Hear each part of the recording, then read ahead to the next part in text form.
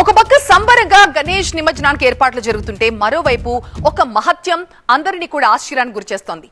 ఆ వింత మహత్యమా లేక ఆలయం నిర్మాణంలో నైపుణ్యమా ఏమో కానీ సూర్యకిరణాలు శివుడికి అభిషేకం చేయడం అందరినీ ఆశ్చర్యపరుస్తోంది. ఏడాదిలో కేవలం 3 రోజులు మాత్రమే ఈ అద్భుతం జరుగుతుందంట. అది కూడా వినాయక నవరాత్రుల్లోనే గర్భగుడిలో శివలింగంపై పడే కిరణాలు పరమశివుడి మహిమ అంటున్నారు భక్తులు. మీరు చూస్తున్నారు కదా, వినాయక నిమజ్జనం వేళ ఈ వింతని ఇప్పుడు అందరూ చాలా ఆశ్చర్యంగా చూస్తున్నారు. ఏడాదికి 3 రోజులు మాత్రమే సంభవించే ఈ వింత గురించి అందరూ వింతగా మాట్లాడుకుంటున్నారు.